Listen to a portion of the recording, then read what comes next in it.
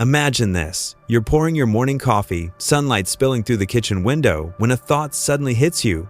Every 40 seconds in the United States, someone experiences a stroke. By the time you finish brewing that cup, someone's entire life has already been turned upside down. And here's the reality. After 50, the risk isn't just a statistic, it's personal. Maybe you've noticed your balance isn't quite the same, or your legs feel heavier climbing stairs. Or maybe you've already lost a friend or loved one to stroke, and the question quietly lingers in the back of your mind, am I next? But here's the shocking truth your doctor may never have told you. Up to 80% of strokes are preventable, and the solution isn't hidden in expensive pills, fad diets, or a fancy gym membership. The answer is much simpler and far more powerful: movement. Intentional, science-backed exercises that anyone can do at home. Exercises I've seen transform the health of real people just like you. Today, on Senior Health After 50, I'm going to walk you through 9 proven exercises that not only protect your heart and improve blood flow, but also sharpen your brain and keep you independent for decades to come. These aren't extreme athlete workouts. They're gentle, effective movements that have restored vitality for countless seniors I've worked with. And here's the best part. If you stay with me until the end, I'll reveal one bonus technique used in rehabilitation clinics that boosts blood flow to the brain in just 3 minutes a day. So grab a comfortable seat, take a deep breath, and let's dive in. Oh, and if you find value in today's video, please take a moment to like, share, and subscribe. It helps this community grow and ensures more people over 50 discover how to live stronger, healthier, and longer. What is a stroke, and why movement matters? When we talk about stroke, we're not talking about some far-off rare event. We're talking about something that strikes every 40 seconds in the United States. It's not just numbers, it's neighbors, friends, and even leaders we see on the world stage. A stroke happens when the brain is starved of blood and oxygen. Sometimes it's because a clot has blocked a vessel, what doctors call an ischemic stroke. Other times, it's because a blood vessel bursts, leading to a hemorrhagic stroke. Either way, the result is the same. Brain cells, those tiny processors that make you, begin to die within minutes. That's why stroke is one of the leading causes of long-term disability in adults. Here's the part that's both sobering and empowering. The biggest driver isn't just age, it's poor cardiovascular health. High blood pressure, arteries that have stiffened like old garden hoses, sluggish blood flow, these are the hidden saboteurs. They creep up slowly, without symptoms, until one day, everything changes in an instant. And yet, there's hope. Exercise is not just about looking good in a mirror or fitting into old jeans. It is medicine for your blood vessels. Think of your arteries as highways. Over time, without maintenance, traffic clogs, cracks form, and accidents happen. But when you move, whether it's walking briskly, cycling, or even practicing gentle yoga, you're essentially sending a repair crew onto those highways. Blood pressure eases down, cholesterol levels balance out, the vessels themselves become more flexible, able to expand and contract just as they were designed to. When I worked with patients in their 60s and 70s, I noticed the ones who built small, consistent exercise habits, like a daily walk after breakfast, often had arteries that looked decades younger than their peers. Their blood pressure stayed lower, their circulation was smoother, and their brain stayed more alert. So here's the takeaway. Stroke is not random fate. It's a condition that preys on neglected blood vessels. And movement is your shield. You don't need to run marathons or sign up for Ironman triathlons. What you need is steady, regular activity that tells your blood vessels, stay elastic, stay strong, keep flowing. That's the difference between a future of independence and vitality, or one of sudden, devastating limitation. Exercise number 1, brisk walking. Brisk walking may look ordinary, but it's one of the most underestimated forms of medicine you can give your body. Former President Bill Clinton is a perfect example. After his heart surgery, his doctors emphasized that his recovery wouldn't hinge on dramatic marathons or elite training, but on steady, consistent walks. Instead of pushing his body to exhaustion, he made daily walking part of his lifestyle. That small change helped him stay active and engaged in public life well into his 70s, despite serious cardiovascular challenges earlier in his career. So why does this matter medically? When you walk briskly, your blood vessels release nitric oxide, which relaxes and widens them. This lowers blood pressure, improves oxygen delivery, and reduces clot risk. In plain terms, every step keeps your blood highways smooth and open. Think of it like oiling the hinges of a door. You prevent the creaks and jams before they happen. From my own patients, I've seen dramatic differences. One gentleman in his 60s, a retired pilot, had blood pressure that hovered dangerously high. Medication alone wasn't enough. When we added a simple walking routine, just 15 minutes after dinner, his numbers began to fall. Within months, he had more energy, sharper focus, and the kind of stamina he hadn't felt in years. How to do it? Start small. 10 minutes a day at a pace where you can comfortably talk but not sing. As your body adapts, work your way toward 30 minutes. If you can, add a short 10-minute walk after each meal. It helps regulate blood sugar, which is another hidden risk factor for stroke.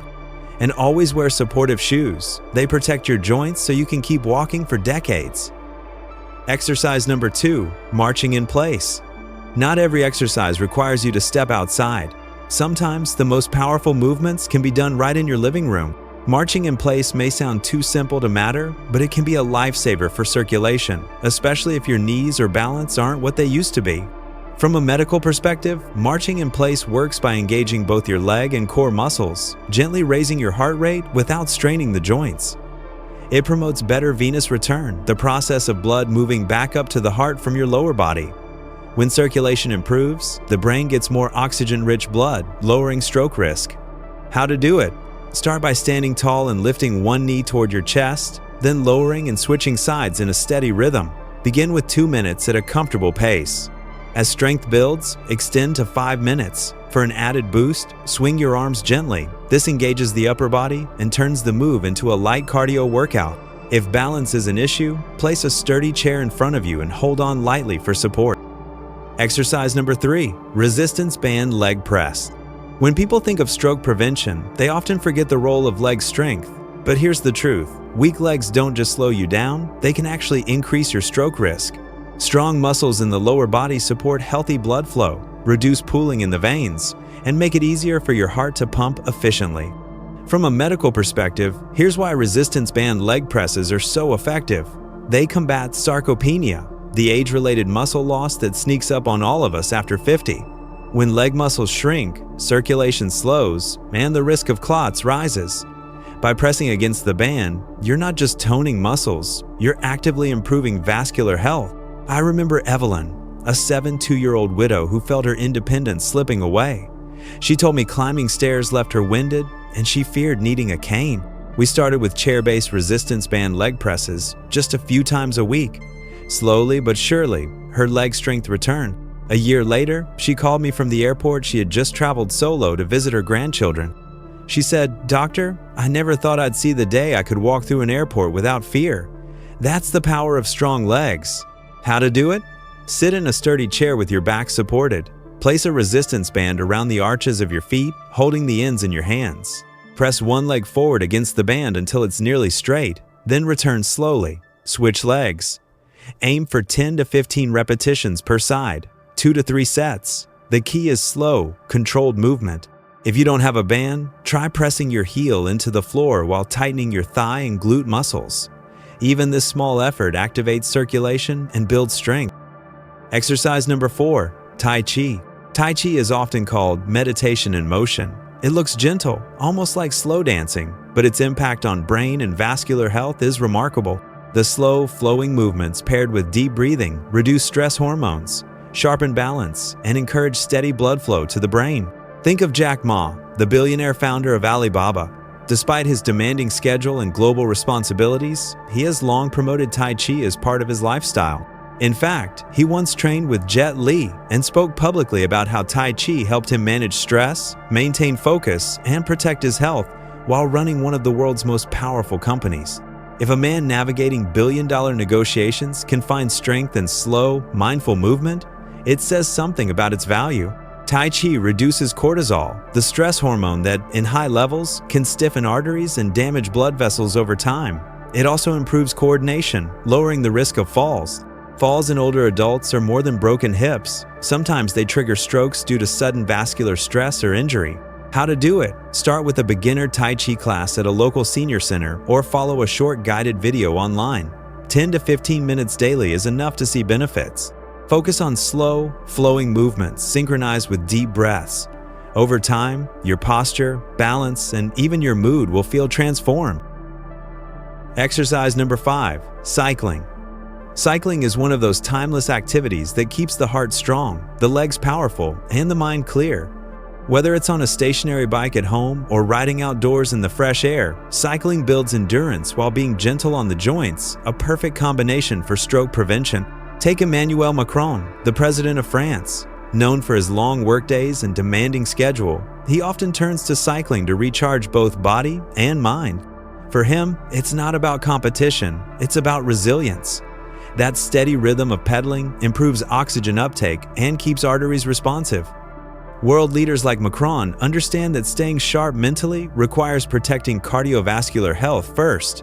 The medical benefits are clear. Cycling increases your VO2 max, your body's ability to use oxygen efficiently. Higher oxygen capacity means less strain on the heart and better circulation to the brain. It also reduces arterial stiffness, a major risk factor for stroke. And because it's low impact, it spares the knees and hips while still delivering powerful cardiovascular results. How to do it? If balance is a concern, begin with a stationary bike or even a recumbent bike, which provides back support. Start with 10 minutes at a moderate pace, gradually increasing to 20 to 30 minutes as endurance builds. For outdoor cycling, always wear a helmet and stick to safe, low-traffic routes. Cycling is more than exercise. It's a reminder that forward motion, no matter how slow, keeps life moving. Exercise number 6, gentle yoga. Yoga is often misunderstood. Many people think it's only about flexibility or exotic poses. In reality, gentle yoga is one of the most powerful tools we have for calming the nervous system, lowering blood pressure, and keeping blood vessels healthy. A great example is Michelle Obama. Even after leaving the White House, she has continued to emphasize yoga and mindfulness as part of her daily life. She often pairs stretching and breathing with light strength work, crediting these habits for helping her manage stress and stay strong. When you think about the pressure she lived under for 8 years, it makes sense. Yoga gave her a way to reset her body and mind. Yoga balances the autonomic nervous system. That means it dials down the fight-or-flight stress response that drives up blood pressure and inflames arteries. Gentle stretching also improves posture and breathing, ensuring better oxygen delivery to the brain. Over time, this reduces clot risk and supports overall vascular health. How to do it? Start with simple poses: cat-cow for the spine, seated twist for circulation, and legs up the wall for gentle venous return. 15 minutes, 3 or 4 times a week is enough to see benefits. And remember, it's not about how far you stretch, it's about how consistently you practice. Gentle yoga reminds us that strength isn't always about pushing harder, it's about creating balance in body and mind. Exercise number 7, light interval training. When people hear interval training, they imagine athletes sprinting around a track. But for those of us over 50, interval training can be far simpler and far more effective than that image suggests. It's about alternating periods of easy movement with short bursts of slightly more effort. Think of it as teaching your blood vessels to stay flexible, ready to adapt to whatever life throws at them. Medically, the science is impressive.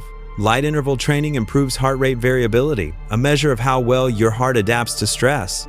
Higher variability equals greater cardiovascular resilience. It also lowers systolic blood pressure by 8 to 10 mmHg, millimeters of mercury, a reduction that can cut stroke risk dramatically. In other words, these little bursts of effort train your arteries the way a piano player trains their fingers, with flexibility and precision. How to do it? Begin with walking. Go easy for 2 minutes, then brisk for 1 minute. Repeat for 10 to 15 minutes. If marching in place, add short bursts of faster steps every few minutes. Pro tip: put on music that changes tempo. When the beat quickens, so do you. It's an easy, natural way to guide your pace. Interval training proves that you don't need long workouts to protect your brain and heart, just smart, consistent effort. Exercise number 8, balance drills. Balance is something we rarely think about until it's gone. Yet maintaining balance isn't just about preventing falls. It keeps the brain's coordination center sharp and ensures steady blood flow to areas that control movement. Strong balance is like a silent insurance policy for independence. Balance training stimulates the cerebellum, the part of the brain that manages coordination. The cerebellum has rich blood vessel networks, and challenging it through balance drills helps preserve these pathways. Research shows older adults who practice balance exercises reduce their risk of falls by nearly 40%, and fewer falls mean fewer chances for secondary strokes triggered by trauma. How to do it? Stand tall behind a chair, hold the backrest lightly for safety. Lift one foot a few inches off the ground and hold for 10 to 15 seconds, then switch. As you improve, try doing it without holding on. Another option, heel-to-toe walking, as if you're on a tightrope for 10 to 20 steps. Practice a few minutes daily. Balance drills may look simple, but they sharpen reflexes, strengthen stabilizing muscles, and keep the mind agile, all of which protect against stroke and loss of independence. Exercise number 9, deep breathing and diaphragmatic breath work. Sometimes the simplest exercises are the most overlooked. Breathing is automatic. We do it every second without thinking. But when done intentionally, deep diaphragmatic breathing becomes a therapeutic tool for vascular health. It lowers blood pressure, improves oxygen delivery, and calms the nervous system in a way few other practices can. I think of one of my patients, Susan, 69, who often came to me with pounding blood pressure readings despite medication. She felt anxious, always on edge. I taught her diaphragmatic breathing, placing one hand on the chest, the other on the belly, inhaling deeply through the nose, letting the belly rise, then exhaling slowly through pursed lips. She practiced 5 minutes each morning. Within weeks, not only did her blood pressure improve, but she said her mind felt clearer and she was finally sleeping through the night. How to do it? Sit comfortably with your shoulders relaxed. Place one hand on your chest and the other on your belly. Inhale deeply through your nose, feeling your belly expand. Hold for a moment, then exhale slowly through pursed lips, as though blowing out a candle. Repeat for 5 minutes daily. You can practice in bed before sleep or even during stressful moments in the day. This is the beauty of breathwork. No equipment, no gym, no strain. Just you and your lungs working together to nourish your brain and blood vessels. For many, it's the missing link in a stroke prevention routine. Bonus tip, the head tilt pump technique. Here's a little-known secret from rehabilitation clinics. A movement so simple, it takes less than 3 minutes a day. Yet it can improve circulation to one of the most vital areas of your brain, the brainstem. It's called the head tilt pump technique, and while it may sound minor, its effects on vascular health are profound. From a medical perspective, the vertebral arteries that run along your neck supply blood to the brainstem and cerebellum regions, critical for balance, coordination, and life-sustaining functions. Gentle tilting of the head stimulates these arteries, encouraging better blood flow and reducing the risk of vascular stiffness. For patients recovering from neurological events, therapists often use similar neck exercises to re-establish circulation and function. How to do it? Sit upright in a chair with your shoulders relaxed. Slowly tilt your head to the right, hold for 2 seconds, then return to center. Repeat on the left. Perform 10 repetitions each side once a day. The key is slow, controlled movement, never jerky or forced. If you feel lightheaded, stop and rest before trying again. This exercise may not look impressive, but don't underestimate it. Small, deliberate movements can have a powerful, cumulative effect on brain health, especially when practiced consistently. At the end of the day, preventing stroke isn't about turning yourself into an athlete. It's about choosing small, consistent habits that keep your blood vessels clear, your muscles strong, and your mind sharp. I want to leave you with the words of Dr. Kenneth Cooper, the father of aerobics. We don't stop exercising because we grow old. We grow old because we stop exercising. So don't wait for tomorrow. Start today. Pick just 3 or 4 of these exercises, rotate them through your week, and stay consistent. Imagine your future self still traveling, still laughing with friends, still chasing your grandkids around the backyard, looking back and thanking you for the choices you made today. Now, I'd love to hear from you. Comment below with your age and location. I want to see how far our senior health after 50 family reaches. If you found this video helpful, give it a thumbs up, share it with someone you care about, and hit subscribe so you don't miss the practical, science-backed health tips we share every week. Because here at Senior Health After 50, we're not just adding years to life, we're adding life to years.